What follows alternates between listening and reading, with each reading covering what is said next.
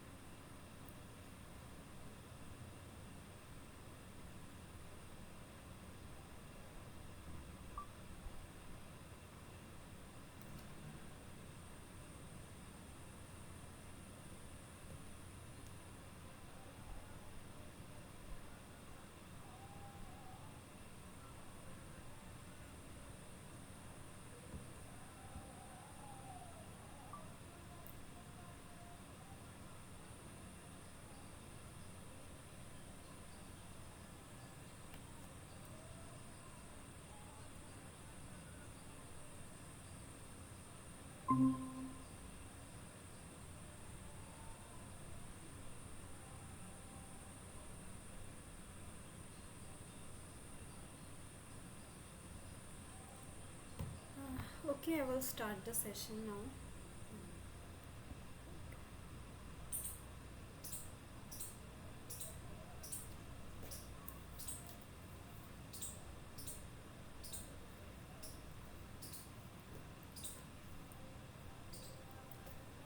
Good afternoon, all. Good afternoon to the live session for the course Introduction to Semiconductor Devices. I am Ananya. I will be your TA for the session. I am a PhD student in the Department of Electrical Engineering, IIT Kanpur, and I will start the session again by giving an overview of the topics those were covered in this week, like I normally do. Okay, so in this week, what we have studied.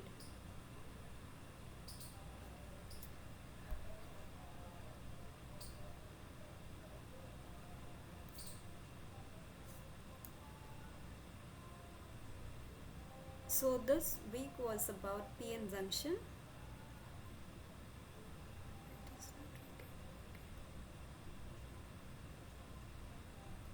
So when we think about p-n junction or read about p-n junction in any book, so this is the diagram we normally see, right?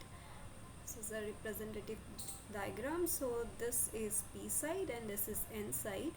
P side has a acceptor doping concentration of Na, and n side has a donor doping concentration of Nb. So these are trivalent elements and these are pentavalent elements. This is known as the metallurgical junction.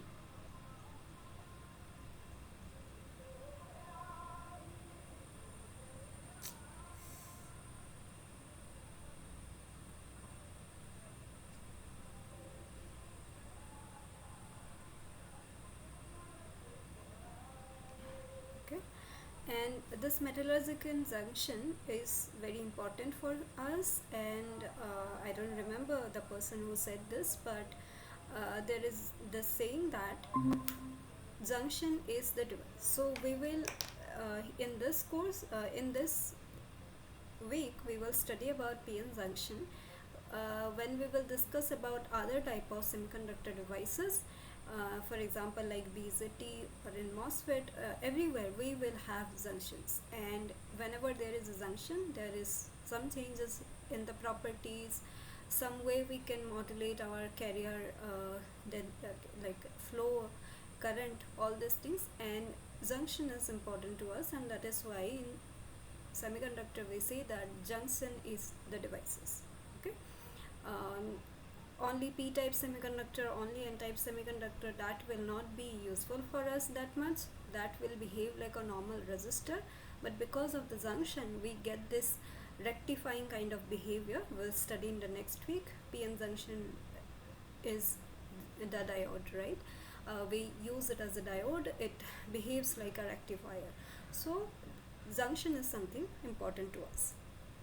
Okay, even though we have this, we know the simplified diagram of p-n junction, but from the fabrication point of view, this diagram is not correct. So normally what we have a p region, say, and there will be another region, that is n. So this is our p-n junction and this is our metallurgical junction here. Okay, so how this is made? So this can be an n-type substrate, say. Okay, there may be some doping, low level doping, and then we do something called lithography. Okay, so lithography is used to make this kind of a structure.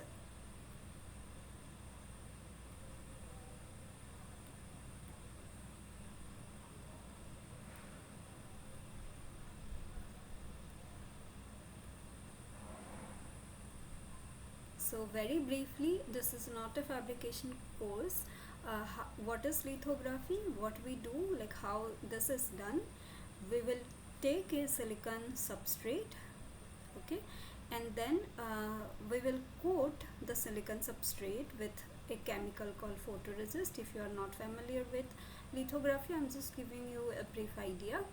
So this is known as photoresist, and then some portion of the photoresist is exposed with UV light, okay, say in this portion, and that light actually changes the properties of the photoresist, and say if it is a positive photoresist, so what will happen, this portion, the exposed portion, will go away in some kind of solvent, and remaining portion will be there.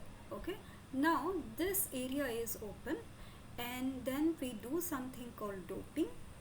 Okay, so say this is p-type doping, and we will make this p region like this one, and again we will do another lithography step to make this n-type doping.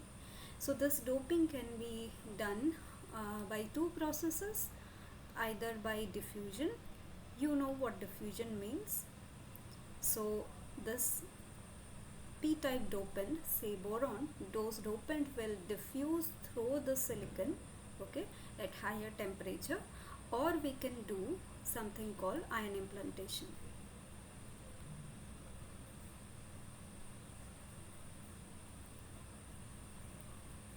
This is like high energy boron ions will be bombarded to the substrate, and those ion will go inside the substrate. Okay, that's how we make these kind of devices, like with the help of lithography and doping. Okay, this is how PN junction is fabricated, and most of the PN junctions are either PN plus or N plus P. This is because, so here you can see that this N type semiconductor is a compensated semiconductor, right? We do the P type doping first, and then on top of it we do the N type doping. So it is easier to make like a highly doped device, right? Say this is your P type doping, and we want to make a resin which is N type. It is easier to dope it very heavily, so that this is like N plus region, or if it is N type, the initial doping is N, then it is easier to make a P plus doping, because then we don't have to care about the concentration. We can like just increase the doping concentration and make it N plus or P plus.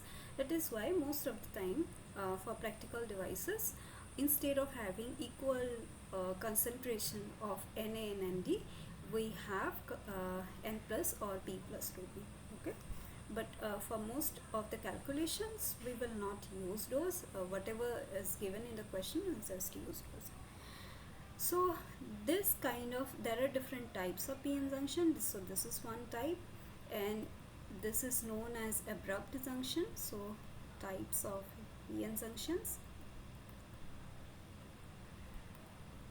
In this week we are not discussing about PN junction diode, we are just discussing about PN junction. Again, as I have told you, PN junction will be useful in all other semiconductor devices also. Everywhere we will have P and N junctions, because if it is a only P device, or if it is like a simply N device, then it's not a device, it's like a resistor, it's a block, it's a piece of semiconductor, right, that behaves like a resistor.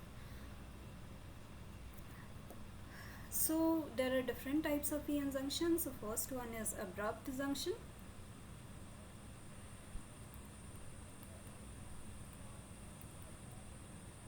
This is an abrupt junction, PN junction. One side is N type, one side is P type. Okay. Then the next one is linearly graded.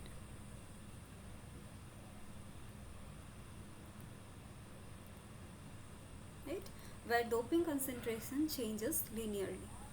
Okay, and then third one is P plus N junction or N plus P junction, as I have just discussed, and the fourth one is PIN junction.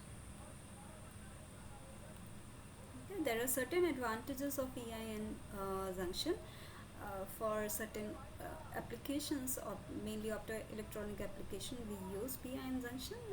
We will probably learn about that in the later weeks. Okay, now next what we have studied in the course about PN junction electrostatics.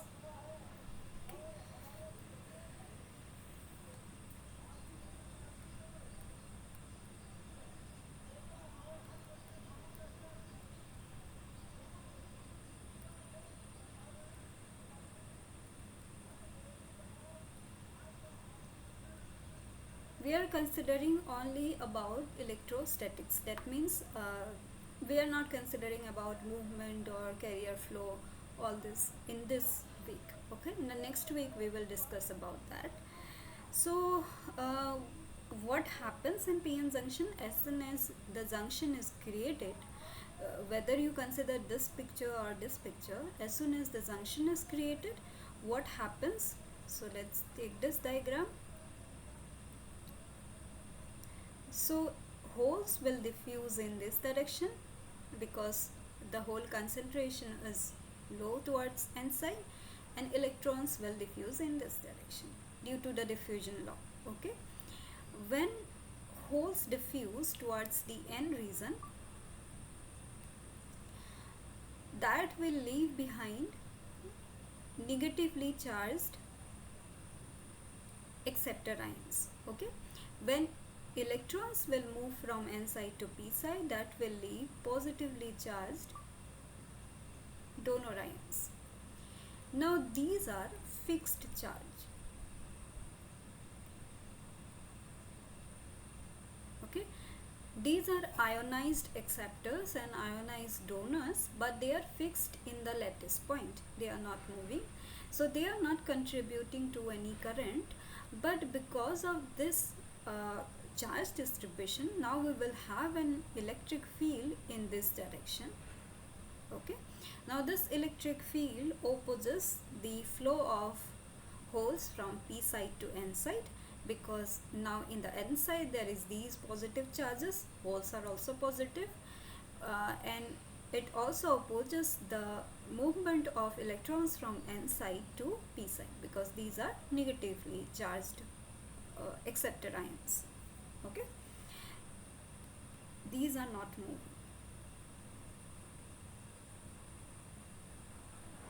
Right, and here after some distance, after some diffusion, some portion of the p and n, some portion of the p side and some portion of the n side will be the neutral region. So these are we call as quasi neutral region. I'm just writing the short form QNR, and this is also known as quasi neutral region. We are considering that there is no charge in this region. That is why we are, but it's not that there is absolutely no charge. That is why we are using the term quasi-neutral. But most of the time, we are simplifying the whole scenario that there is no charges here, there is no charges here, and in this region, which we known as the depletion region or the space charge region, there is only this fixed charges, not any moving charges, because this region is depleted. Like all the holes here move towards this side, and all the electrons from inside has moved towards this side, so there is no moving charge in the depletion region.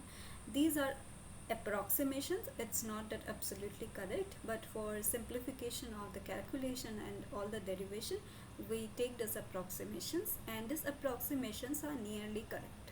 Okay,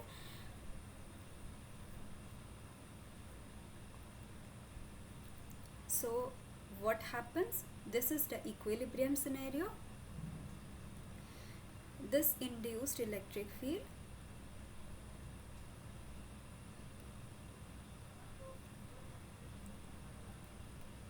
in the space charge region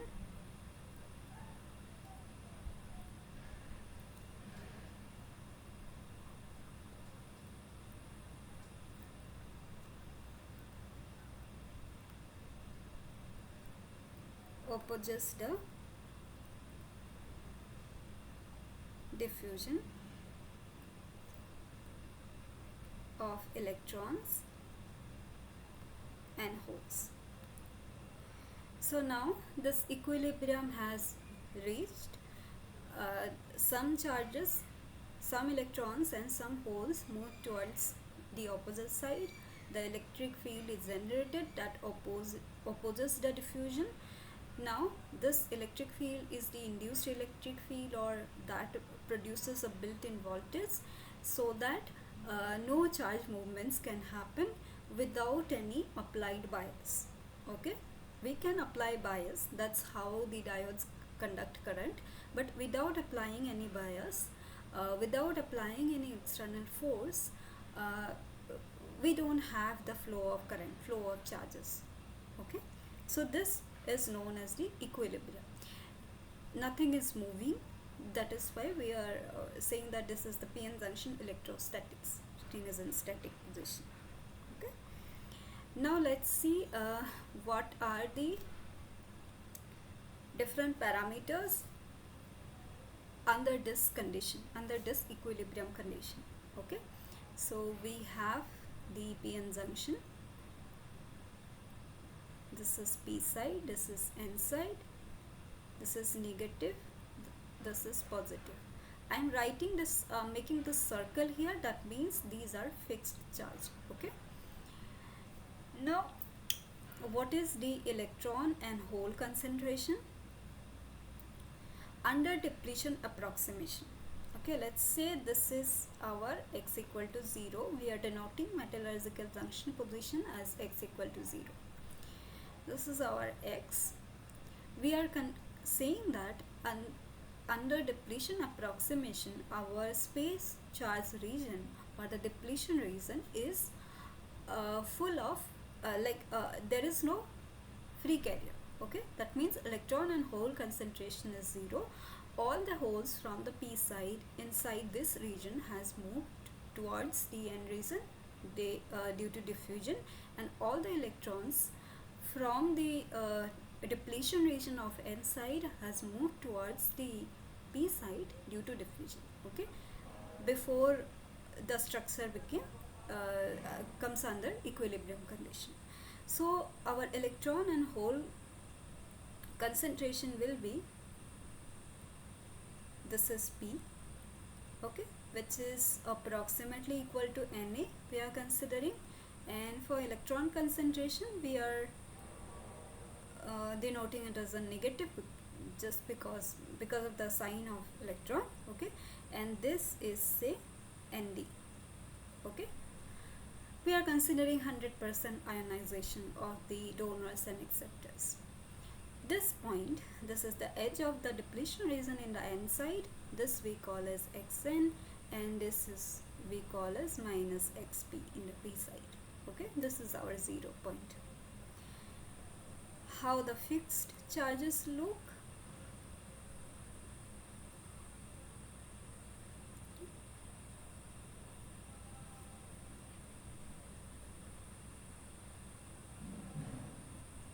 This is x, this is xn, this is minus xp, and most of the time we consider, like, we calculate current density, everything like in terms of per centimeter square. So this also we will consider that rho centimeter square, or rho will be also like similar. So this will be, we are considering all the donors in the n side is ionized, all the acceptors in the p side is ionized. This is again our depletion approximation, right? So this is q into Nd, these are positive charged.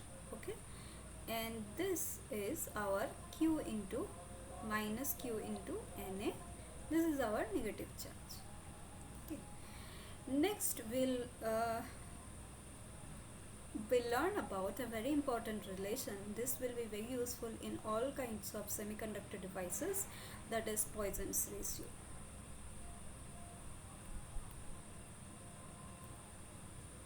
Poisson's relation. So, what is Poisson relation? So this is del 2 square V, double derivative of potential is equal to minus rho by epsilon. Okay, and this we can also write using Gauss law as dE by dx, because voltage is dE by dx. Okay, I mean electric field is dE by dx. This equal to rho by epsilon. Okay, there is this negative sign, and this is rho by epsilon. This is the Gauss law. If you remember this equation, you can solve many problems in electrostatics, and this is very useful to study the electrostatics of electronic devices as well. Okay, double derivative of potential, single derivative of electric field, and how it is related to rho by epsilon. Okay, how it is related to charge. this I'm writing as epsilon, but this is actually epsilon naught into epsilon silicon.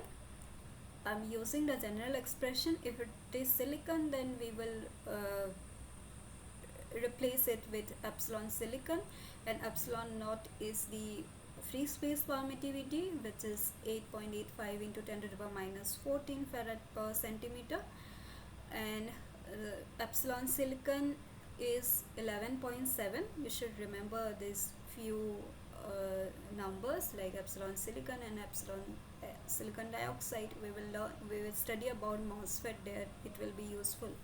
Okay. But I will be using most of the time the general expression rho by epsilon. Okay. Next, we want to study about how the electric field looks. Okay, you already know this. You have watched the lecture videos. I'm just drawing the electric field expression. When there is no charge, remember these are not charged. Look, overall the quasi-neutral regions are neutral. Okay, there is no charge, so there is no electric field. That means electric field is 0 outside the space charge region. So this is xn and this is minus xp. And how the electric field looks, we already know this. You have watched the video. Okay, this is say epsilon naught, not epsilon, E naught or electric field max. Now how this comes, we all know the shape, how it comes. You can use this expression electric field. You can do the integration of rho by epsilon dx, and you know that this will be something like this, q into nd. In the n side it will be epsilon x plus c. Similarly, you will have another expression in the p side. Okay, then you can use boundary conditions like electric field will be 0 at minus xp, electric field will be 0 at xn, and then can find this constant of integration c, and then you can find the actual expression of electric field. Now, without going into this calculation also, we know that electric field is integration of rho by epsilon. Epsilon is the permittivity, so it's constant. Okay, and rho is our charge, which is also constant in p side and n side. The value is different, but it's a constant, right? It's not changing with x, it's a constant with respect to x. So what is the integration of a constant? Integration of, say, constant c1 dx, this will be c1x plus some another constant of integration, something like this, right? You already know how to do this integration. Now this is our fixed charge. Integration of a constant will be like a linear graph. So this is the equation of a straight line, right? So this will be linear. Now this is a negative charge, so the slope will be decreasing. This is positive charge, the slope will be increasing. Even if you don't go into the details of this equation and use the boundary condition, if you are given a charge distribution like this, then you can say that the electric field will look like this, because integration of a constant is multiplied by x plus some other constant. Okay, but even if we don't consider about that constant of integration, we know that integration of a constant will be like a linearly increasing or linearly decreasing function. Either if it is a negative constant, then it's like a linearly decreasing function. If it is positive, then it is a linearly increasing function. Okay.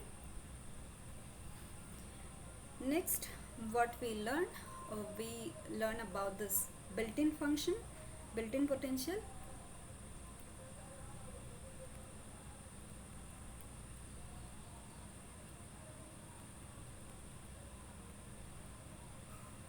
Again, how we can find this? We are using Poisson's relation, Poisson equation. This is minus rho by epsilon, which is minus dE by dx. Always remember this expression. Many of electrostatics problem we will solve using this equation. Okay, so what is V? Potential is minus integration of E dx. Don't miss this negative sign. Okay, so this is the area under the electric field graph. Okay, we will again use the concept of integration. So this is integration of electric field. Now we know that electric field is linear. What is the integration of, say, some constant c1 x dx? c1 is constant, this will be x square by 2, right? We can write it as another constant, plus again there will be another constant of integration. There is this square, x square terms. Okay, that means that will be, for linear it will be parabolic. Now again remember, if it is a decreasing graph, it will be a parabolic graph, there will be x square. If it is a decreasing graph, the shape will be like this. You can put different values and check this integration, the graph will be like this. If it is a linearly increasing graph, the integration will be, the shape will be like this. So what will be our built-in potential? So potential we always define with respect to some position, and we consider that at the xp side it is 0 and it will increase. For linearly decreasing function, graph will be like this. For linearly increasing function, graph will be like this. Check this integration. Okay, put few values and you will learn that x square, how this for negative c1 for this value, how the graph will look. Okay, so this is, okay, this point is our x. This is our built-in potential, or VBI. We can do this integration and find an expression. So VBI will be Q by 2 epsilon Si ND xn square plus NA xp square. Okay, the derivation is not important, you can study, you can do by yourself. We are mostly interested in the shape of the graph. Okay, if you remember these things, you will be able to find the electric field, the potential, and all other parameters if you are given some fixed charge density. Okay, next what we will study. Okay, before that, one important relation is charge neutrality. Again, there are some charges in this side, there are some charges in the p side. We know that from charge neutrality there should be equal charges, right? So one very important relation is Na into xp is equal to Nd into xn. Okay, total this charge this side, q Nd into xn, q will get cancelled, and this, from this we get this expression. And what is our E naught or E max? That will be at x equal to 0, and that is minus q Na by epsilon into xp, or minus q Nd by epsilon into xn. Okay, let's do the energy band diagram of PN junction.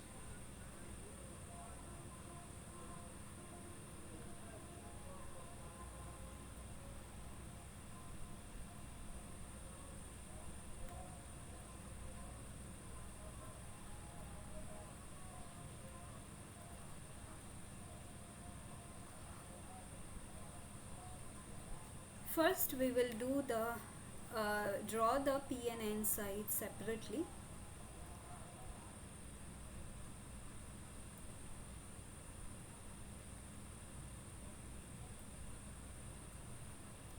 So this is our EC, this is our EV.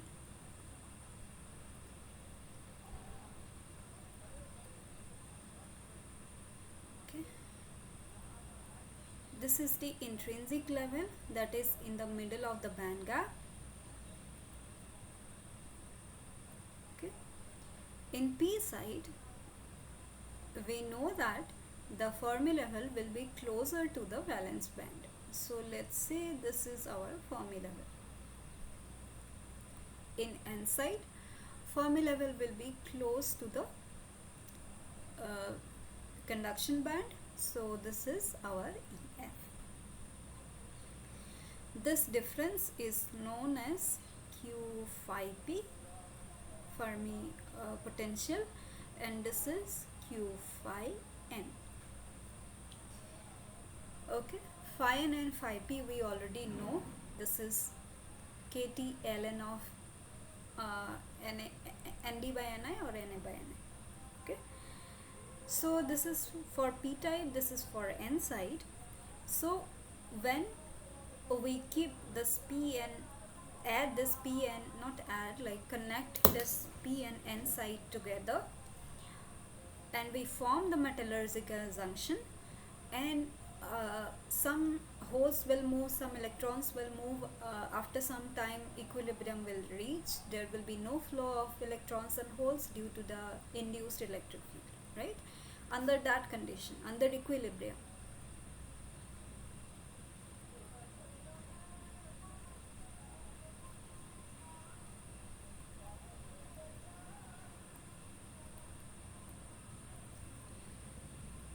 what equilibrium means, I told like in earlier sessions as well, Fermi level is constant, there is no flow of current. If the Fermi level is not constant, that means we are applying some external bias, some external force due to which current is flowing. Okay, now under equilibrium, Fermi level is constant. So how we will draw this, the energy band diagram of p-n junction under equilibrium. First I'll make this line, this is our x equal to 0 metallurgical junction. Okay, remember band diagrams are with the energy level with respect to the position. Okay, so this is our x equal to 0 metallurgical junction. Our Fermi level is constant, so first I will make a constant Fermi level. This is slightly slanted, I can draw it properly, but this is the constant Fermi level. Okay, this is P side, this is N side. So in the quasi-neutral regions or far away from the metallurgical junction, the band diagrams will look like the bulk semiconductor, bulk P and N side. Okay, so first we will draw the P and N side in the quasi-neutral region or in the bulk N and P side, not in the depletion region. Okay, so here this is the Fermi level, EV will be close to this, and let's say this is my EC, EI will be somewhere in the middle. Similarly here this is NC, this is say my EV, and EI is here.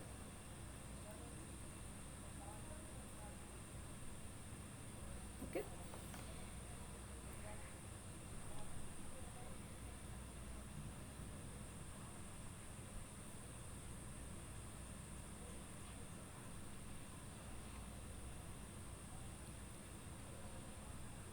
we know that there is an electric field. Okay, we already know the electric field, right? This is our electric field, and how electric field is related, we know this expression 1 by q dEc by dx, or dei by dx, or dev by dx. Okay, so in the after the quasi-neutral region, in the space charge region, we already know the electric field, so we can draw our EC and EV. So how we will do that? We will simply integrate the electric field. Again, our electric field is linear, so this will be parabolic. Okay, so this drawing is not very correct, but it will be something like this. This is not straight line. Okay, remember this expression, electric field 1 by q dec by dx. Our electric field is linear. Okay, so our ec and ev in the space charge region will be parabolic. Okay, so I'm trying to draw this.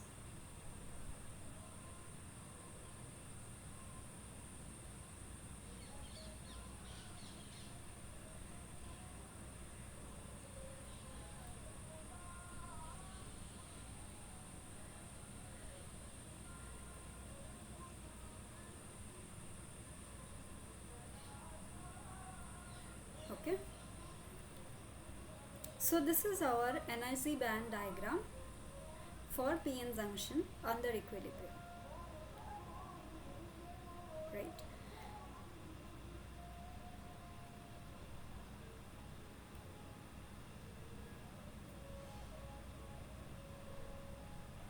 This is QVI. You see, this is opposite to this VI, right? This kind of opposite. We have this Q term. Okay, what is this? This is the potential the electrons from n side see when it tries to move towards p side. Okay, electrons cannot move uphill, it needs energy to move upward. Okay, this is like normally this happens, like if you want to climb somewhere, you will need more energy.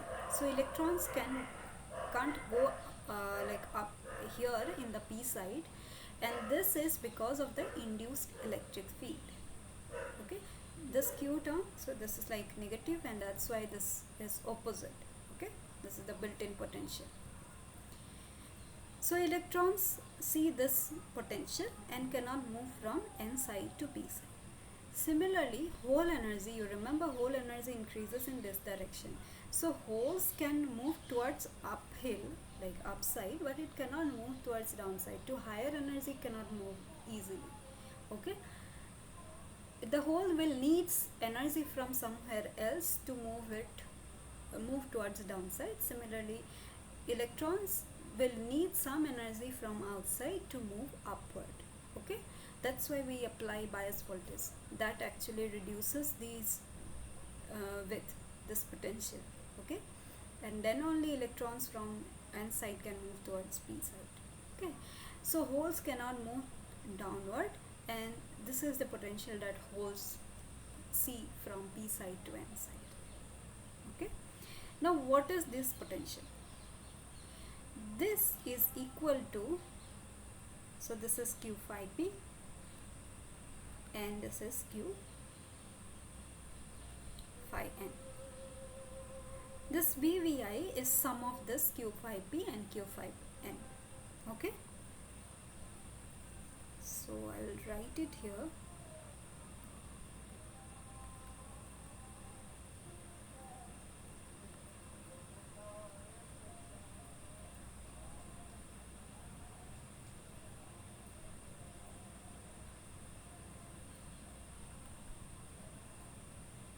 And this potential is VBI.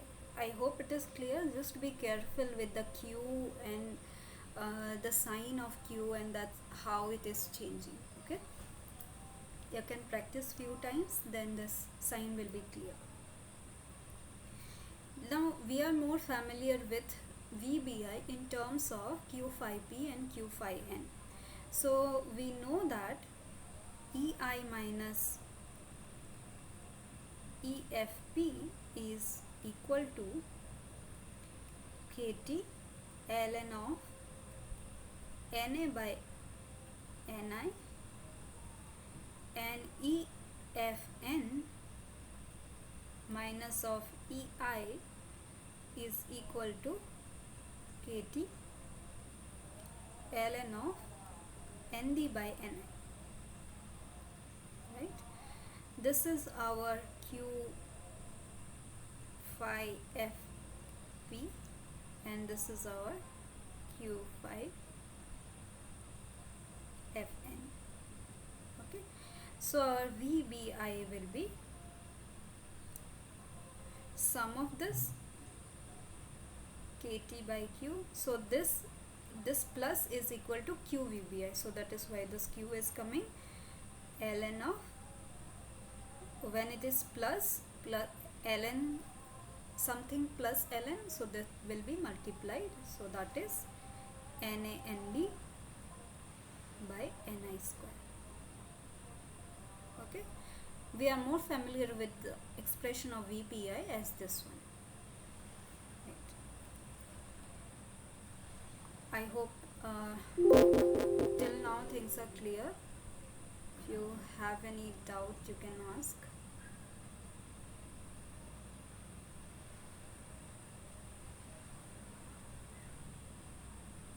My laptop has become very slow, I don't know.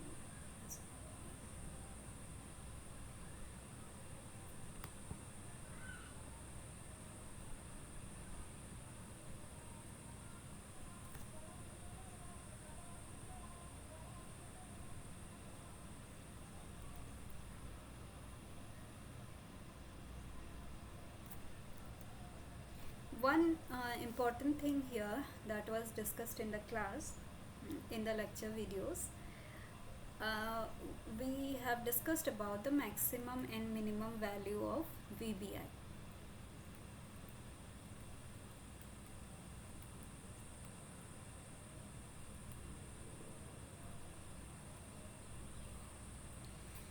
What are those minimum value of Vbi?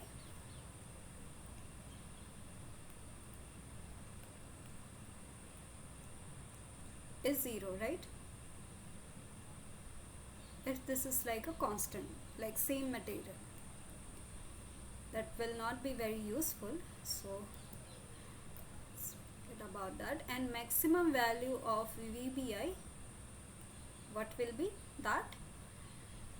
If we make the doping of p side very high, we can push this EF Fermi level almost close to EV, valence band. Similarly, if we make the doping very high in n side, we can move this EF to EC, right? So Q phi B will be EZ by 2, Q phi Fn will be EZ by 2, right? And what will be Vbi? Sum of those, that means it will be approximately equal to EZ by Q, right? When there is this potential, we divide it with Q, right? Because EZ is electron volt and Vbi is in volt. Numerically they are similar, same, only difference is with the unit, so that's why we use Q. So our Vbi is always less than the band gap. Okay, if you do some calculation, if you have to calculate Vbi and somehow if it is for silicon, you are getting the value as more than 1.12 volt, then you should be careful that there is some calculation mistake. There must be some calculation mistake. It cannot be that value. Okay, just wanted to say this. Next, what we discussed about depletion width.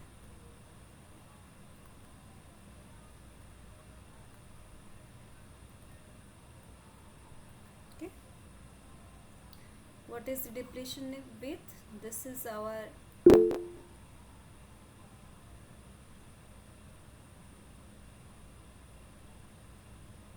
EFI is EZ by 2. Yeah, EFI is easy by 2. Intrinsic carrier concentration, that is, we consider it as the mid gap. Okay, see, even though we are drawing this EI, this is like a EFI or intrinsic Fermi level. This is just for our reference. That is why I am drawing it with this dashed line, not a solid line. Okay, these materials are not intrinsic material, right? These are P. This is P type. This is N type. This is for our reference. We are drawing this EI level, but these are not intrinsic material. Okay, we are more interested in this EF because actual Fermi level in P and N type is this level, not this intrinsic level. You have some confusion, you can ask, you can write, or you can unmute also, I guess. Okay.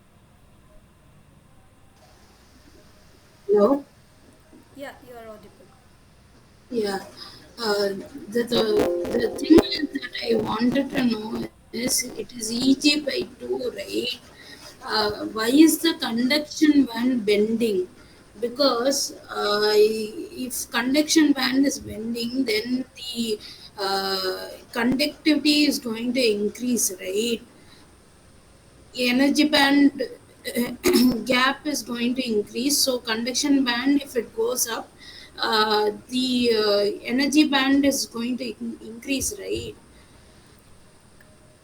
i Energy don't band understand is I don't understand why EC is bending with respect to Fermi level, because Fermi level is the highest possible energy level that can be occupied, that can be bended, but EC is going to be changing according to see, Fermi the level Fermi level, right? Fermi level is constant. So because if Fermi level is not constant, then there will be some flow of electrons and it will try to come into equilibrium. This is like the average energy of the carriers. Okay, Fermi level. Now the everything is in equilibrium, that means no movement of carrier, the Fermi level is constant. So EC is, there are many electrons here in the N side. Okay, but uh, electrons can go from this side to this side because there is this potential barrier. Okay, if it is downward, then electrons can move, but now electrons cannot move. Similarly, holes from this side, there are many holes here in the P side, they cannot go to this side because for holes the energy increases downwards. Okay, it needs some energy to move towards this side. That is why we apply potential. Okay, in PN diode, that is why we apply potential. We apply we connect P to the positive side, we apply N to the negative side, so that our barrier gets decreased, and some of the electrons, those are at a higher energy level, will go towards this side. Okay, if this band decreases. okay. Yeah, Fermi level But is. this is because it is P type and N type is going to get attached, right? If it is going to be P and P plus, Hmm. then We will solve one question. We will try to draw the energy band, how it will look in P and P plus. Okay, I have one question on that. yeah, even assignment, it was one question was given, which says in the same PN junction, Hmm. uh, uh, P PN junction, then P plus junction, N plus junction, I believe. In that, it was told that the answer would be in a way such that EC and EV is bending. But when you're going to Draw going the to form. infuse materials together, what happens is that you'll have an equilibrium and the energy band will separate into EC and EV, right? So EC and EV should be constant, right? Only EC and Fermi level should change. Fermi level should not bend under equilibrium. Fermi level, that is what I am trying to say. Even if like Fermi levels are not equal, so what Fermi levels will come into equilibrium like constant? That what it means? The process of diffusion from P side to No, N side. I'm not saying that. Fermi level is should vary, I think. Fermi level will vary only when we apply external bias. Again, Fermi level is like average energy of the system. The, it is constant when there is no external energy. Okay, you Okay. should only consider the EC and EV, and you see that you should remember that there are electrons here above EC in N side. Okay, there are some electrons here, and there are some holes here. Okay, and it cannot move. And why it cannot move? There is a banding. There is a higher energy for electrons, there is a higher energy for holes, and that is why it cannot move. Otherwise, everything will move, diffuse, and overall it will be a constant. But it cannot have It that, right? diffuses, right? It diffuses, but the process stops because of the induced electric field. Because of space charge. Okay. Yeah, because of Okay. that, Okay. this is like a two contradictory phenomena is going on. That's how the equilibrium is reached. Okay. Okay. Okay. So energy band will be like the one you Energy said. band will band. Energy band will not be discontinuous. You see, there is like a smoothly joined band Okay. because these are same material. This is P and N is same. If you look into this equation, right, everything comes again. I'm telling you, everything comes from this Poisson equation. This epsilon is silicon for both the side. There is this rho, you do the integration and find the values, this epsilon is same, so there is no discontinuity in the energy band. No discontinuity, uh, these are like smoothly joined, that is why, but there is a banding, that is why I joined it smoothly. Okay. Thank you. This is like comes from electrostatics. If you remember, there are like these laws, epsilon 1 E1 is equal to epsilon 2 E2. There are these boundary conditions in Uh-huh. electrostatics, right? Those Okay. things comes Thank from you. like this is purely electrostatics. We are not considering current conduction in this week. Okay. Okay, let's consider this depletion rate. So this is P side, this is N side. There are these fixed charges. This is Xn, this is minus Xp, and this is our depletion with W. Okay, so W is equal to Xn plus Xp.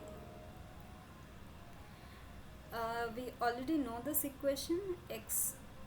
Xp into Na is equal to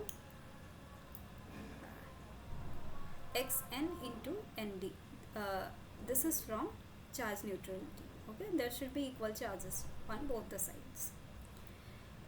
So what we know that Xp is equal to Nd by, if you put Xn is equal to W minus Xp, we'll find this is equal to Na plus Nd multiplied by W. Similarly, Xp will be equal to Na plus Nd into W. Okay. So what we observe here, the depletion width in one side is decided by the doping concentration on the other side. Okay. So that means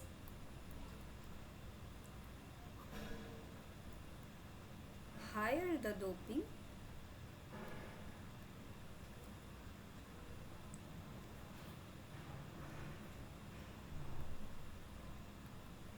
concentration in N side,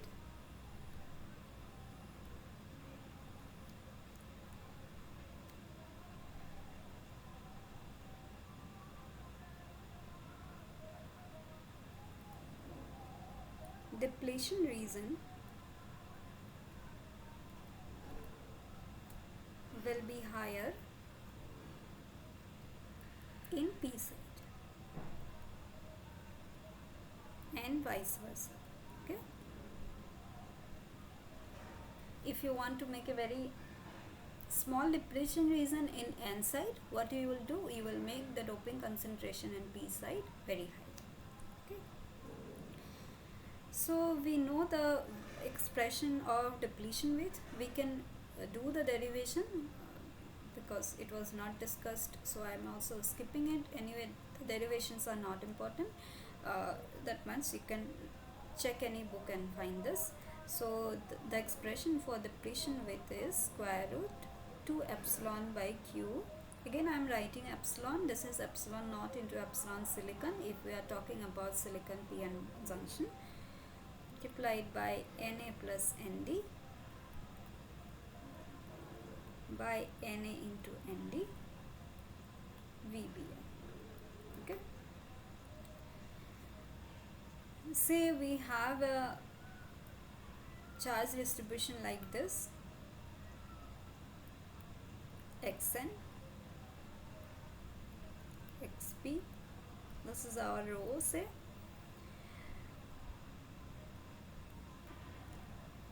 if our depletion width is very small in the n side, that means the doping concentration in n side is very high.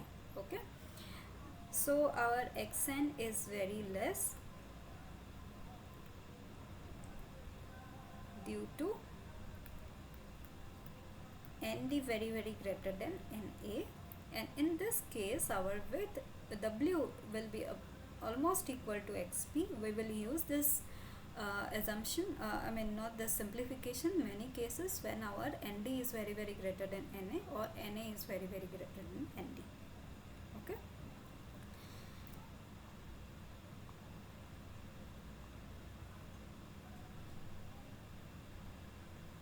Okay, very briefly this was discussed.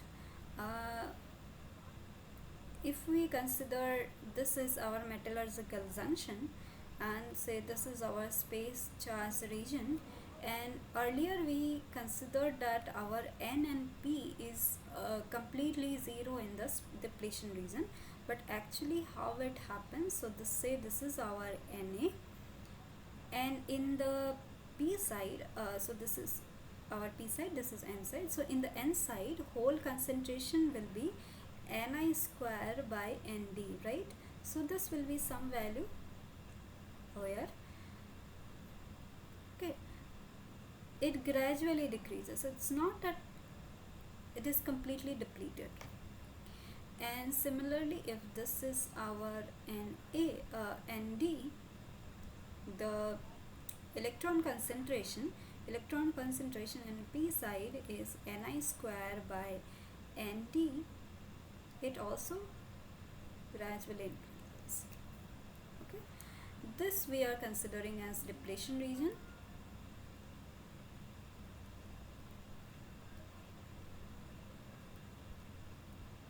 And we are considering, so this is very important, we are considering that our depletion region, in the depletion region there is no majority carrier. When we will do all the derivations of p-n junction diode, we always say that our depletion region is, there is no majority carrier. Okay, in the P side depletion region there is no majority carriers, that means there is no holes, all the holes has moved towards this side. In the N side there is no majority carriers, that means there is no electrons, all the electrons has moved towards this side, but there may be some minority carriers. What are the minority carriers in the P side? Minority carriers are electrons and minority carriers in N side are holes, right? So there are some minority carriers, and these minority carriers are very important when we do the current calculations for p-n junction diode. Okay, that is why remember this picture for next class, maybe next week.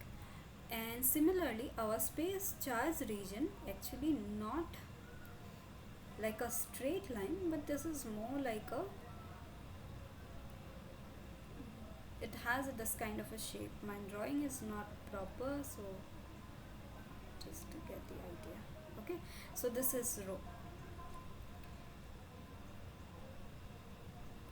Okay, it's not like a square box most of the time because it gradually decreases. Okay, but we are considering depletion approximation. We are saying that this is like a constant, it's again constant, right? And there is no majority carriers in the depletion region. Okay, this is the depletion approximation that we are going to use to calculate to derive the current expression for p-n junction diode. Okay. Next, we discussed few topics. I will go into those very briefly. I'll try to go into the questions. Okay, it's already said. So we discussed about some p-n junction examples.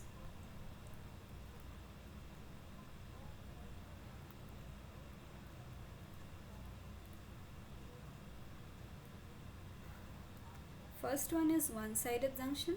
Again, this is very common from the fabrication point of view.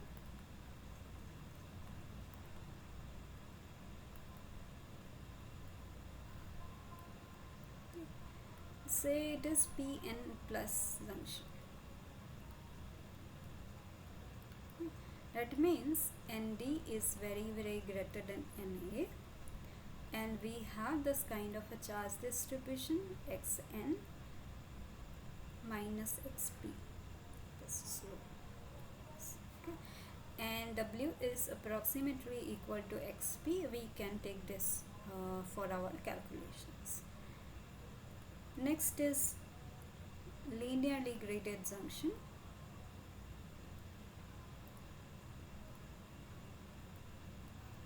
Okay. So what is the doping density distribution in this kind of a junction? It has like this, Nd minus Na. So the doping concentration changes in the slope. Okay, so this is our p side and this is our n side.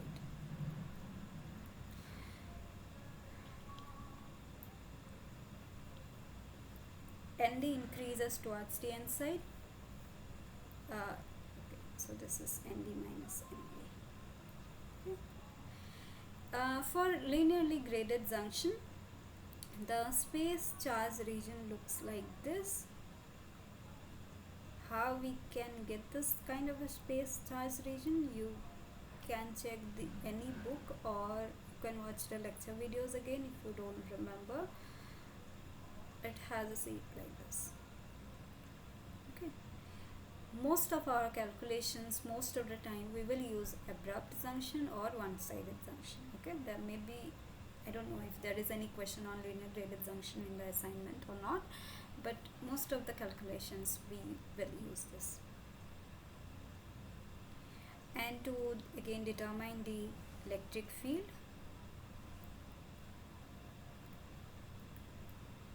now it is a line, so it has a linear dependency with x. That means if we do integration,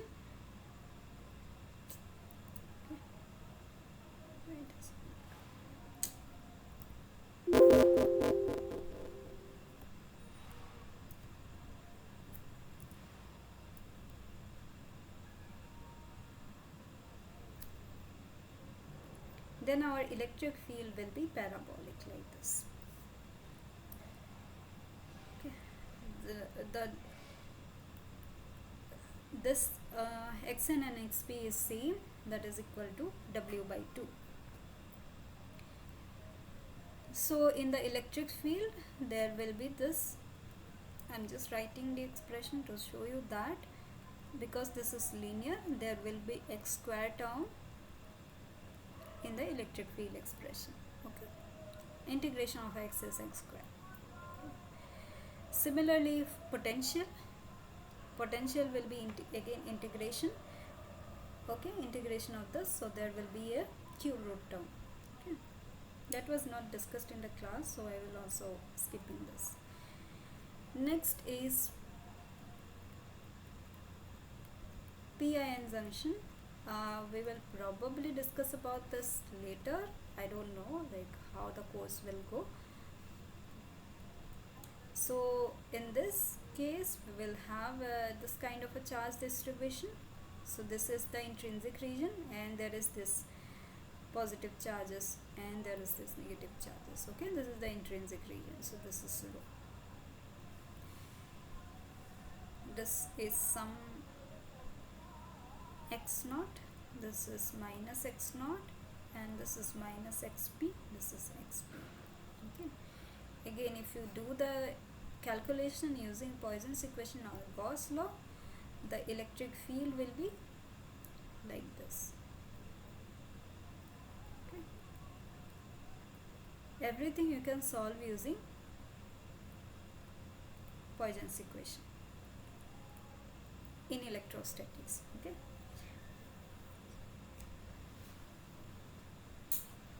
similarly you can calculate potential also, VBI also. Okay, we'll not discuss much about this linear degraded and PIN junction. If you are interested, you can study for yourself. So we'll mostly focus on questions on abrupt and P plus N junctions. Okay,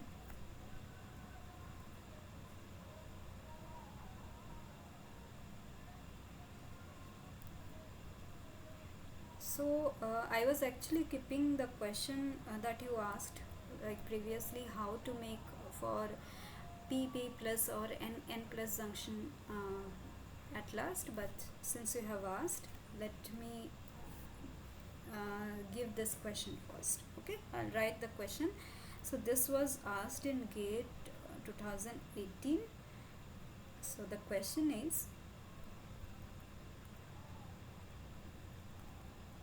a junction is made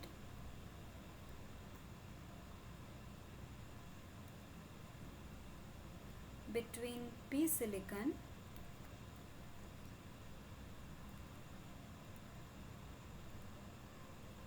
with doping density and A1 is 10 to the power 15 per centimeter cube. Okay, and P silicon with doping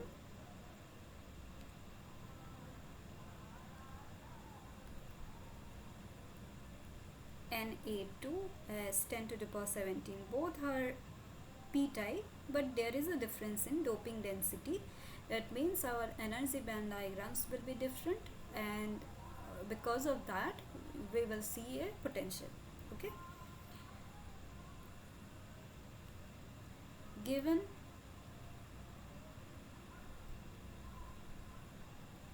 Boltzmann constant, the Boltzmann constant is given, but there is no harm in remembering this because these are very common constant and we often use it. 10 to the power minus 23 joule per Kelvin. You should also remember in electron volt per Kelvin.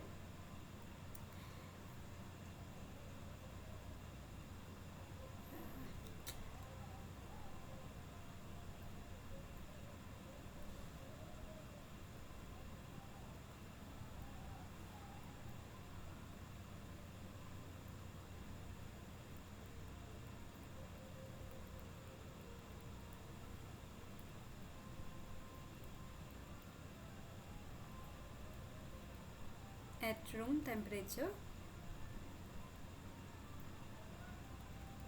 that means 300 Kelvin,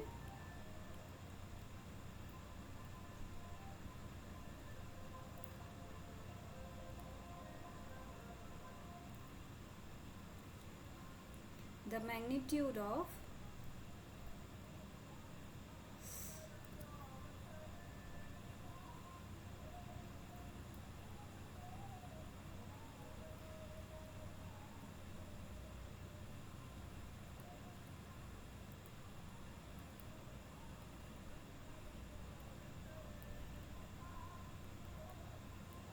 its walls will be, so see, there is a doping density difference, and because of that there will be some band bending, and because of band bending there will be a built-in potential. Okay. Option A is 0.12, option B is 1.2, option C is 0.8, option D is 2.5. Okay, everything is involved. Okay,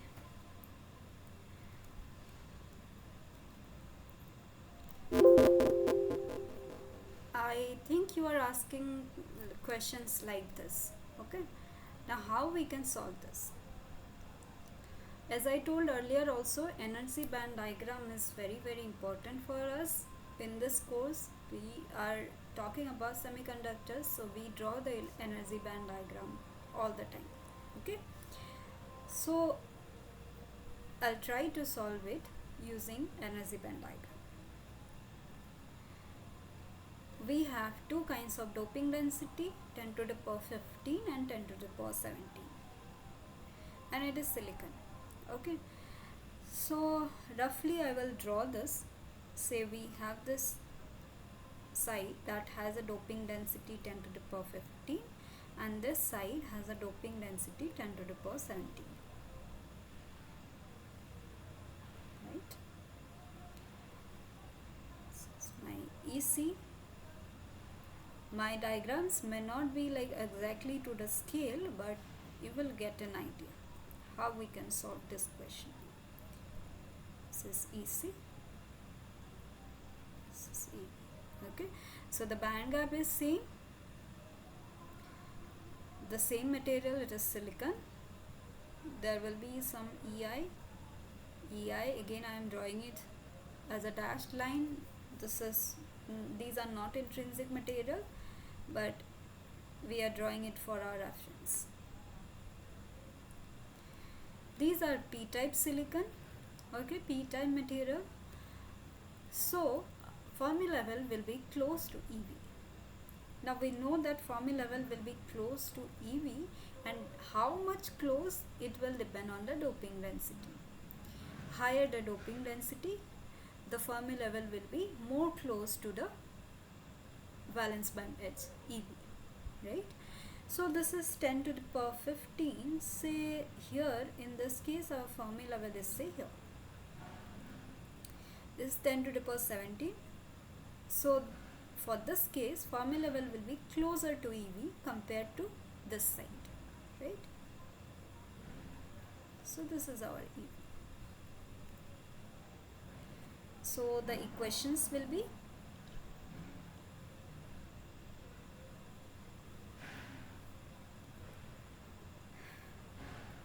so this is my Q phi P1, say, and this is my Q phi P2. We know this expressions. Q phi P1 will be KT ln of Na1 by Ni.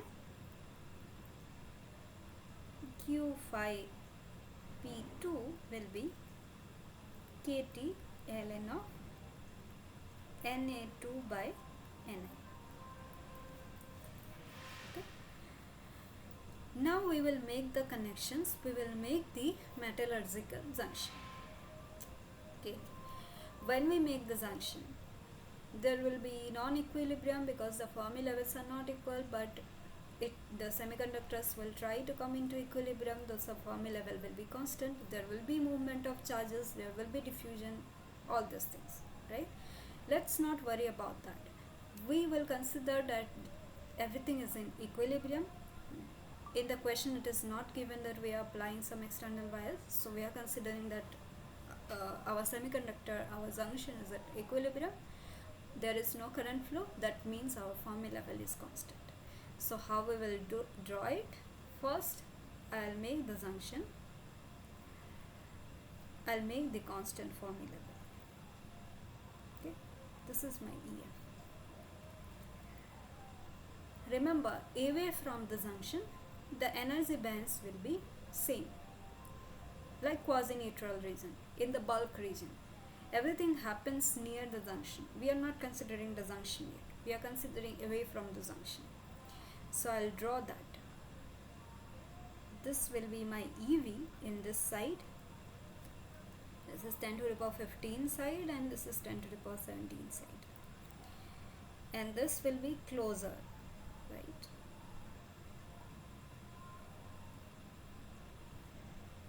Okay. Say this is my EC. this is my EC. Okay, this difference is easy, 1.12 electron volt. My EI will be somewhere here, my EI will be somewhere here.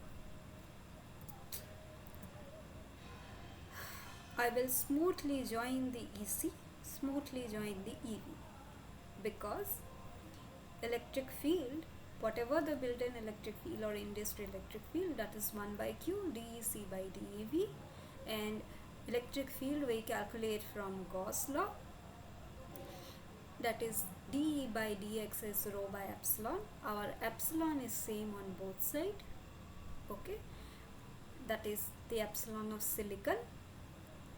Our material is not changing, that means our electric field is continuous. That is the boundary condition law, basic laws of electrostatics. Okay, electric field is continuous if there is no discontinuity of material. Okay, so our electric field is continuous, our EC and EV will be continuous, so there is no sudden jump and all, so we'll smoothly join. From equation we can calculate the exact shape. Let's not worry about that, we'll say that we will simply smoothly join this graphs. Okay, so this will be disconnected. Now you can see there is a potential difference.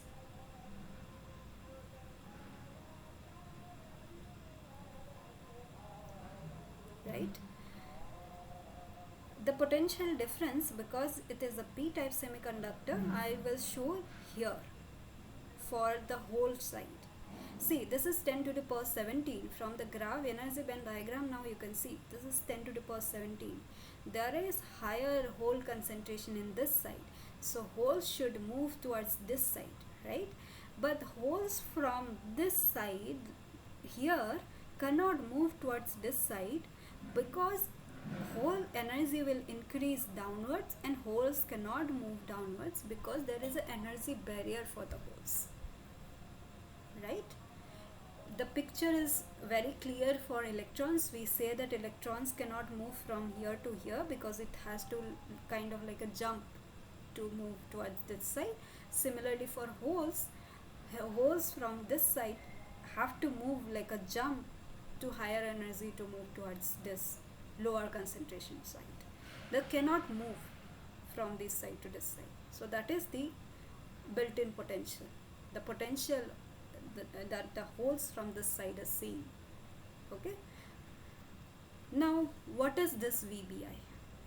Again, that will be, this is my Q phi FP and this is my Q phi P2, right? So the potential will be difference of these two. You can see this will be the difference. That much of potential is seen from the holes from this side to this side. Okay. Here this EI is not crossing the EF, so we are not adding it. So this is simply the difference. From the graph also, use pen and paper and draw it properly. Here I could not draw it properly, but I think it is clear from this side is that the potential difference, this QVBI, is equal to Q phi P2 minus Q phi P1, right? So that will be VBI will be KT by Q ln of, the difference will divide, right?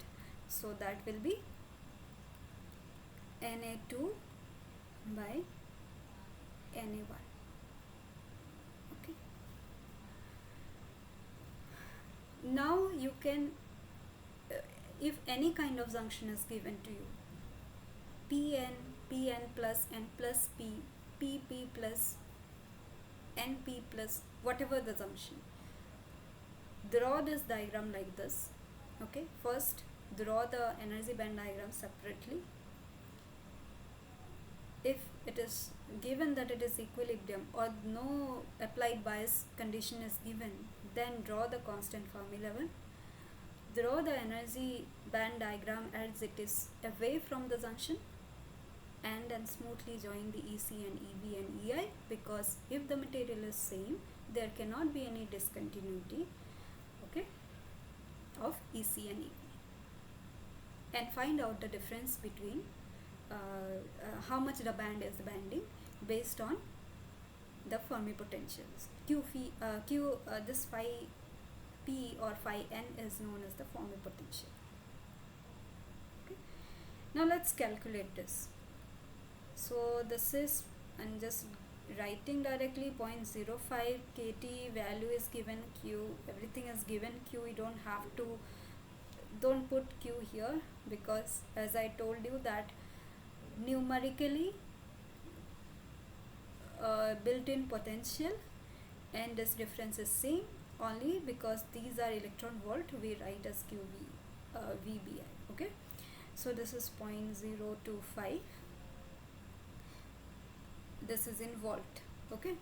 I'm not multiplying this, dividing with Q, so this is in volt, multiplied by Na, so this is 10 to the power 17 by 10 to the power 15, so 10 to the power 2, this will be 0.025 into 2, because this is ln, into ln of 10. What will be the value? Can you tell me the value and find, like, say the correct answer from the options?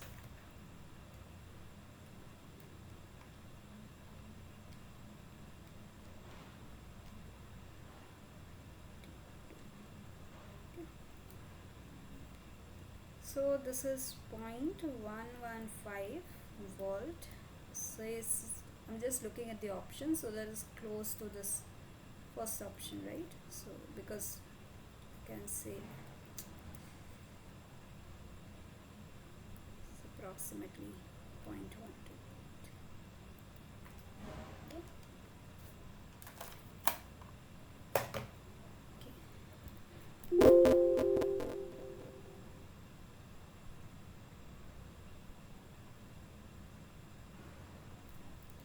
I hope it is clear.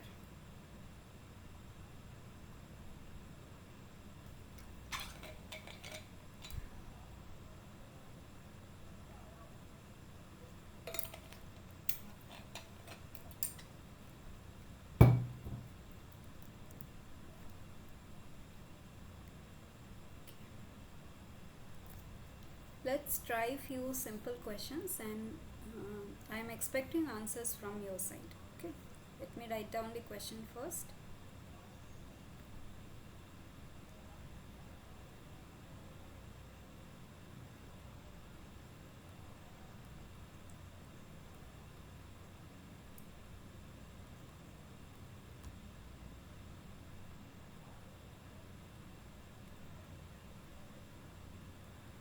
According to the depletion approximation,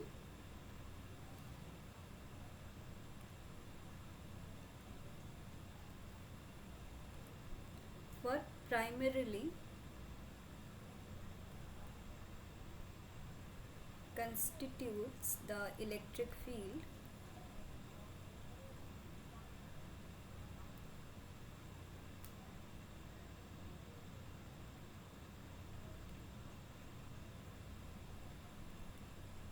in the depletion region? Options are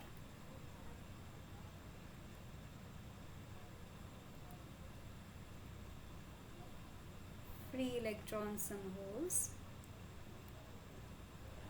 B,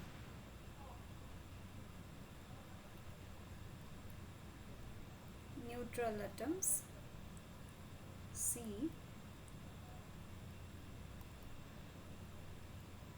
ionized dopant atoms,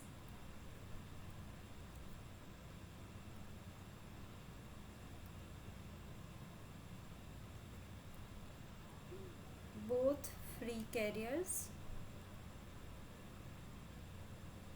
and dopant atoms.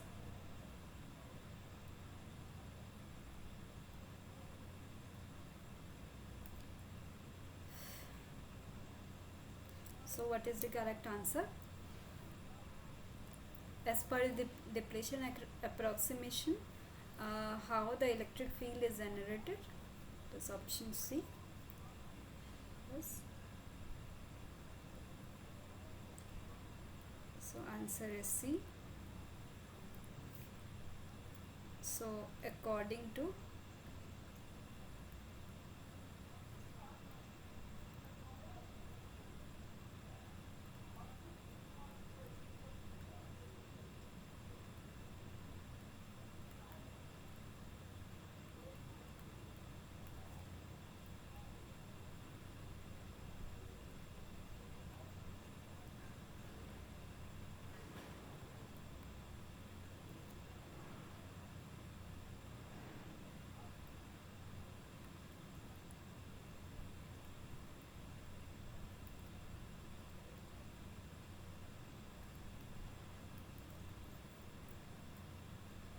there is no free carriers.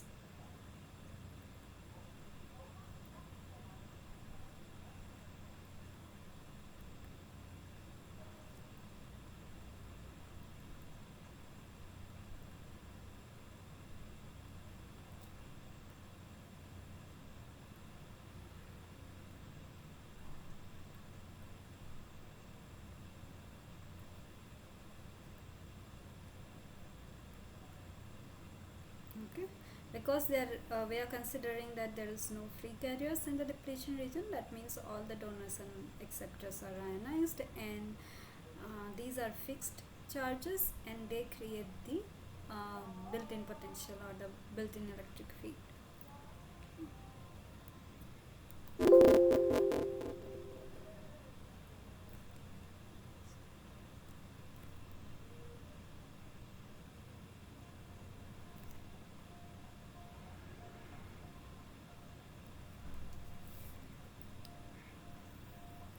So I'll give you a few options.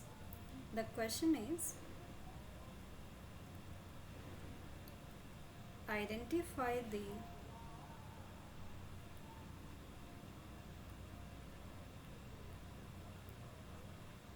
corresponding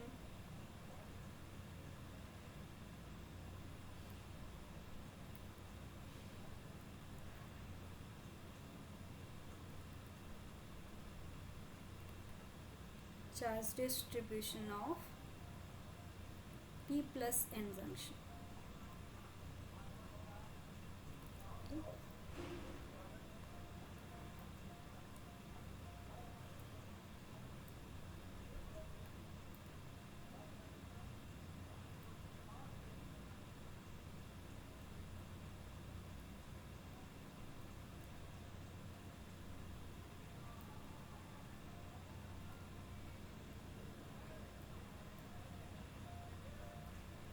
This point is minus QNA.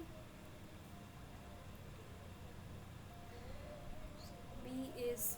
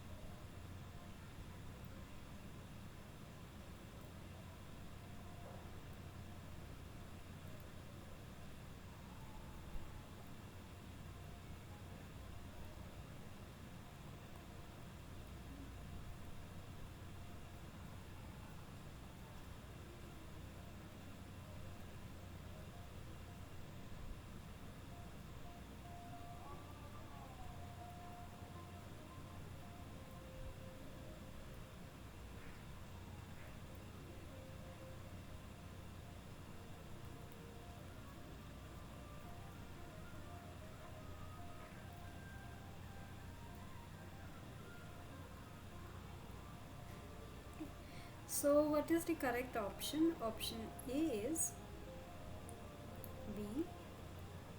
Option B is A. Option C is D. Option D is C. So what is the correct option?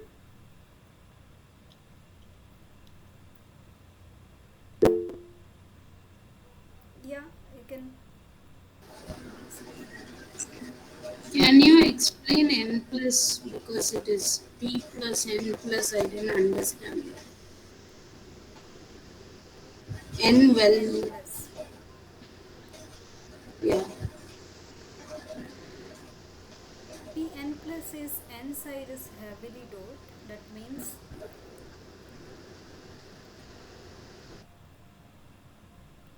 uh, our Nd is very greater than Na. Right? This is simply that. You have a P well and there is a very highly doped N plus region. That's it. This wafer may be, this whole wafer may be some N type, lightly doped N type silicon, and there is this P well with diffusion, and there is this N plus region. Okay, I don't know what you mean by like explain. I'll just tell you the answer for this. So we know that x of n into nd is equal to x of p into na, right, from the charge distribution. Now our nd is very greater than na, nd is very greater than na. That means xn will be very less than xp, right? So depletion with n plus means heavily doped,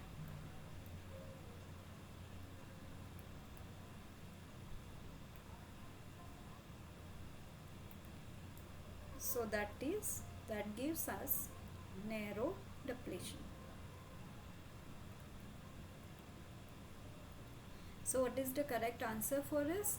So xn will be very less than xp. So a, so this is our correct charge distribution, and in the options it is b, right? So our answer is b. That is our a answer. Okay, these options are given just to make you confused. If it is a p plus n junction, so then this will be the correct charge distribution for p plus n, right? The depletion within the p side will be smaller, the depletion within the n side will be higher. Okay, so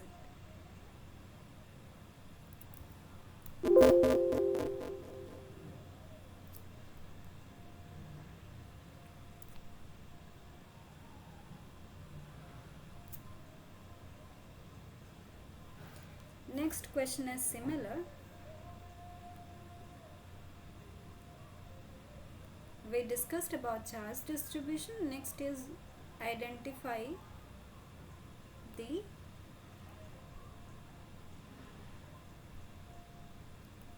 corresponding field profile, that means electric field profile at the pn plus junction. Okay. The figures are A,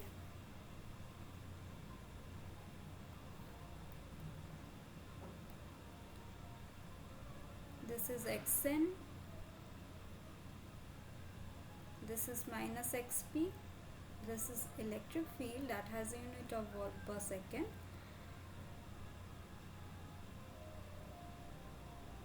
Okay, so this is x. Next figure is x,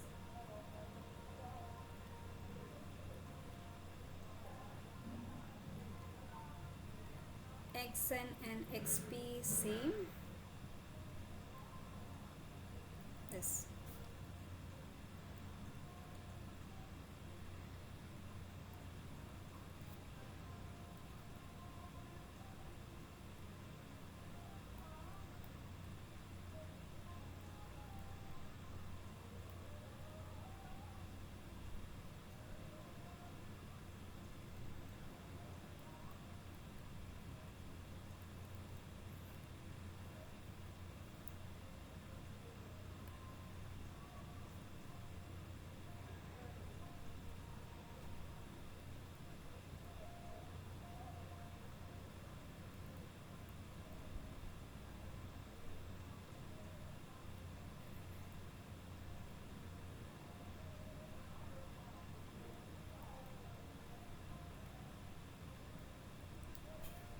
So what, okay, there are few options given. Option A is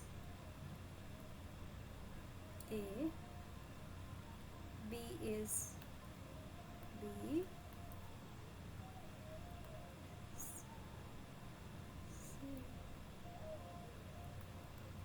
and D is D. So what is the correct answer for P? How the electric field profile looks for P n plus junction?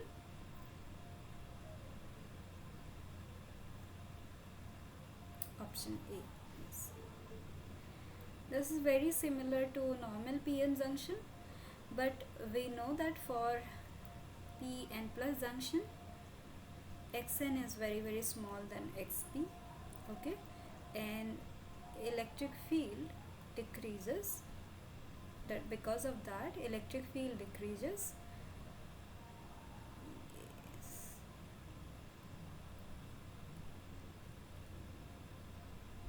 Sharply on N side, right? So our correct answer is A.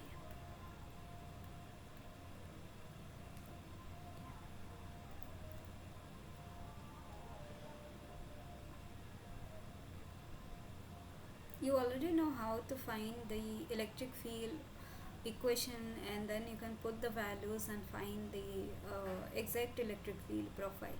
But we know that, like, for p n plus junction, xn will be like very less narrow. The depletion region will be narrow in the n side, and from that also, in this kind of a question, we can say the answer.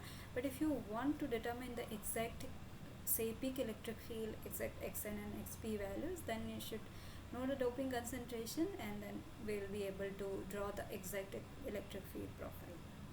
Okay. Let's go to the next question. Okay, few parameters are given for this question. The doping concentration,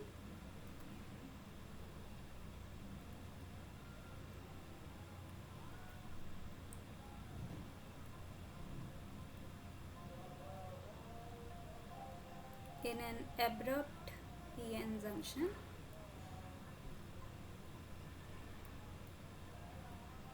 at temperature 300 Kelvin or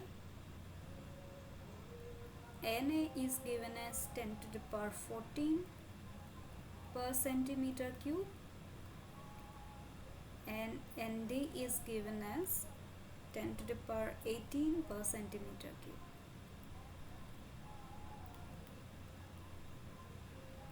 Assume Ni as 10 to the power 10 per centimeter cube,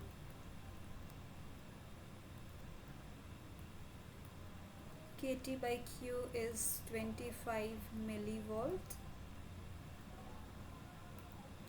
epsilon silicon is 11.9, and permittivity of free space is 8.85 into 10 to the power minus 14 farad per centimeter. The question is, everything is given. This is a simple numerical. The built-in voltage of PN junction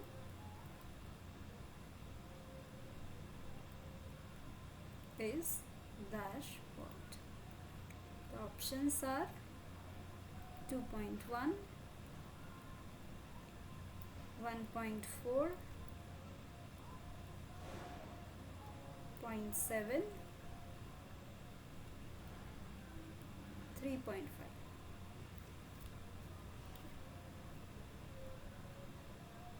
This is a very simple formula based question. You will be able to answer.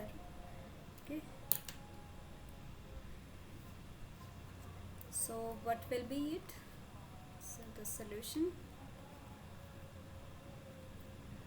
VBI.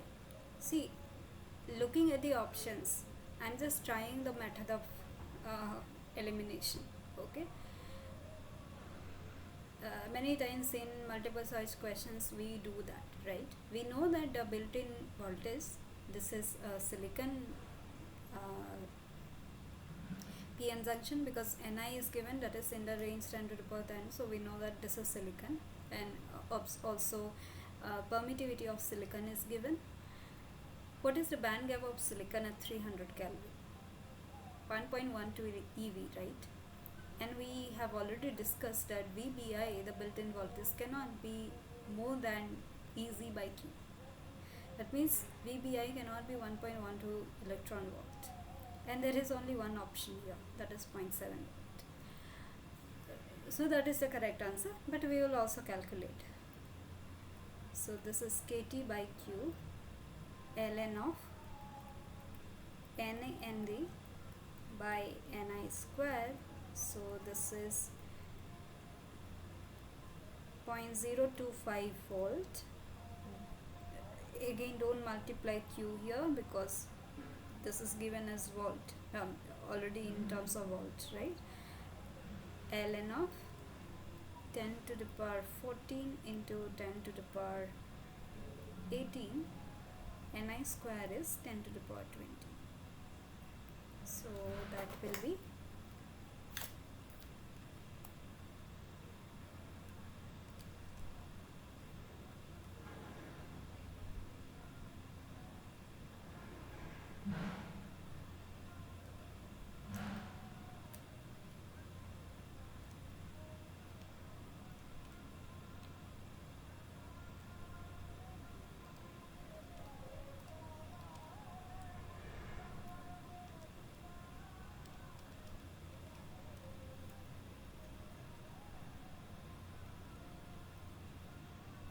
0.69 volt.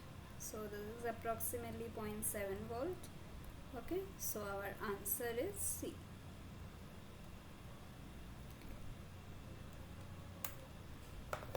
It's a very simple question. For the next question, take all the parameters as same. So our temperature is 300 Kelvin, Na is 10 to the power 14 per centimeter cube, Nd is 10 to the power 18, was 18, right, per centimeter cube, Ni is 10 to the power 10 per centimeter cube, Kt by Q is equal to 25 millivolt, epsilon silicon is 11.9, epsilon naught is 8.85 into 10 to the power minus 14 farad per centimeter. Okay, the total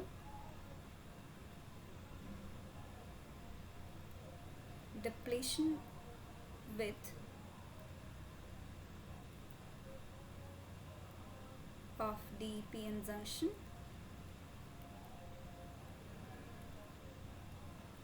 is dash micrometer.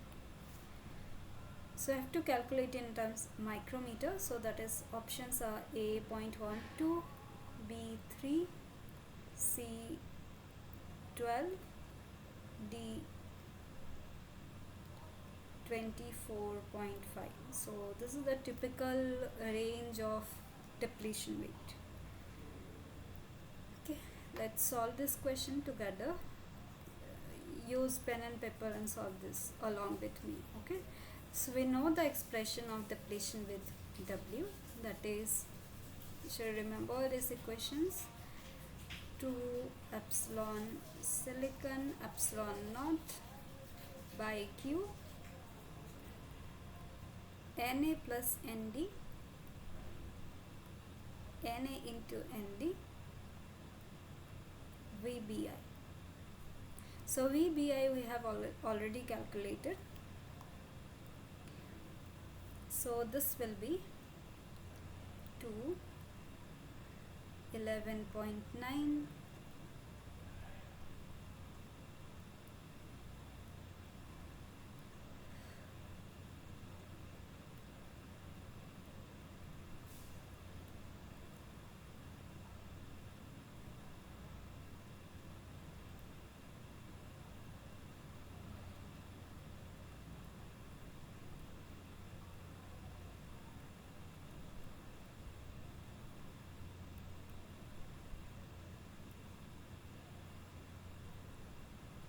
taking it as 0.7. So the everything is in standard unit. For semiconductor we use centimeter, so everything is in centimeter, so final answer you will get in centimeter. Okay, we'll convert it into micrometer. So what, do this calculation and tell me the correct answer.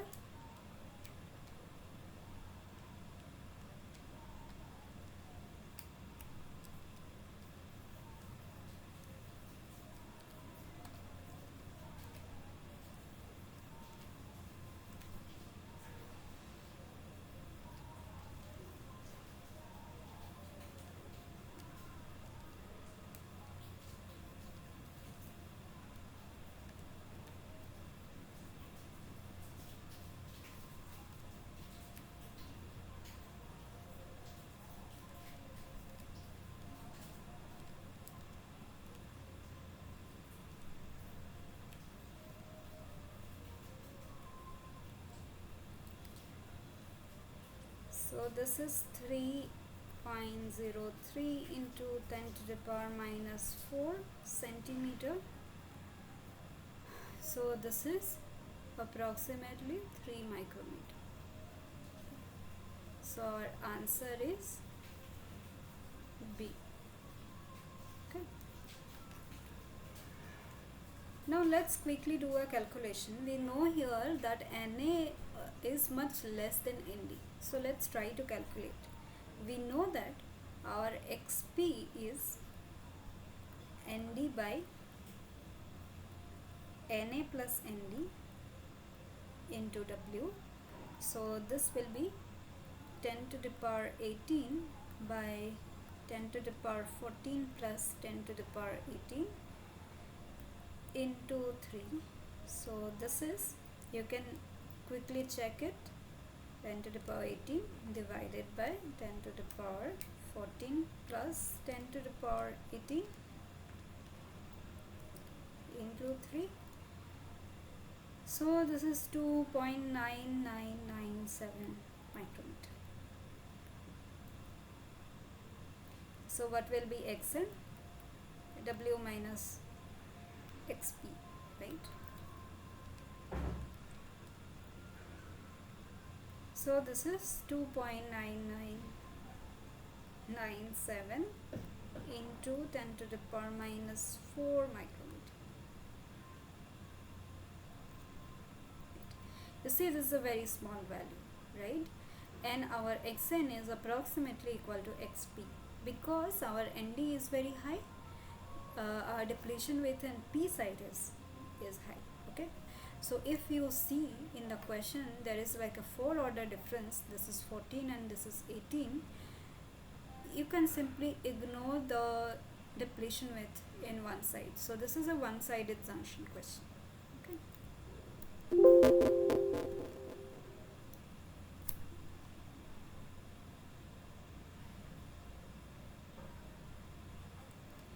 Okay, we have 5 minutes. Let's quickly do one more question.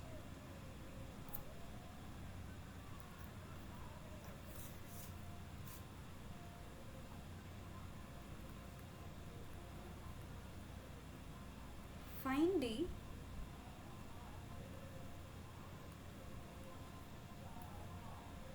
magnitude of electric field at the center of depletion region. That means that at x equal to 0, that is the peak value of electric field.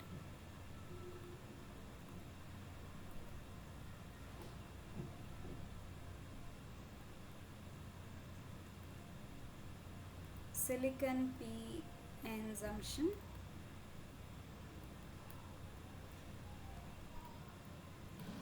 with Na as equal to Nd equal to 10 to the power 15 per centimeter cube, and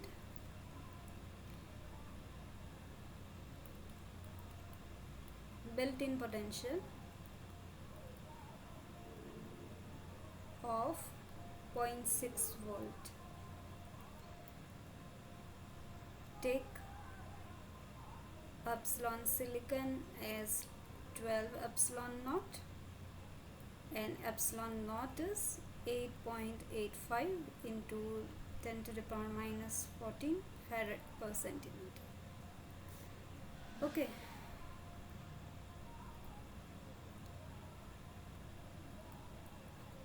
so how we will solve this?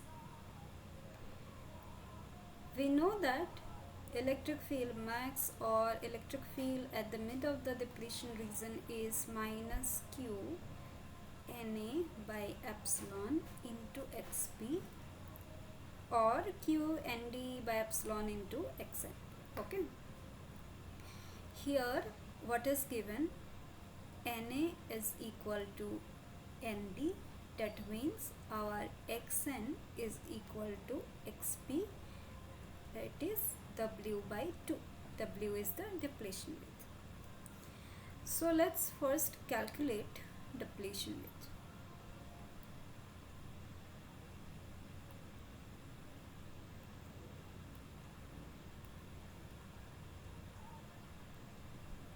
Two into epsilon by q Na nd, Na plus nd into Na nd into Vbi. So this is 2 into 12 into 8.85 into 10 to the power minus 14, 10 to the power minus 90. Na and is same, so 2 into 10 to the power 15 divided by 10 to the power 30 into 0.6. Check this calculation. I don't have much time, so I am directly giving you the answer. This is 1.26 into 10 to the power minus 4 centimeter. Okay. So our E max will be minus Q, so 1.6 into 10 to the power minus 90 into Na, that is 10 to the power 50. Epsilon is 12 into 8.85 into 10 to the power minus 14. Xp is W by 2, so that is 1.26 into 10 to the power minus 4 by 2. This value will be 9.49 into 10 to the power 3. What is the unit of electric field? Volt per meter, but we are using everything in centimeter, so that will be in volt per centimeter. So this is approximately 9.5 kilovolt per centimeter. See this value. Okay. See this number. This is in kilovolt per centimeter. Okay, so this is how you can solve this kind of numerical. I hope the questions are clear. Already it's time, already 8 p.m. If you have any quick question and doubt, you can ask. Otherwise, we can stop the session here.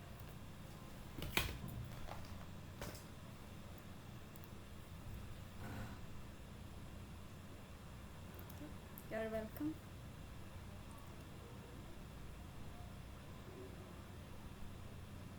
Okay. So if there is no question, then I hope this session is. Yeah, there is a recording you can find in YouTube. The link is given in the NPTEL course that where you find those lecture videos in the same website. You will find the links for this live sessions also. Okay. Okay. So thank you for joining the session. I hope it was useful. See you in the next class next Tuesday. Okay.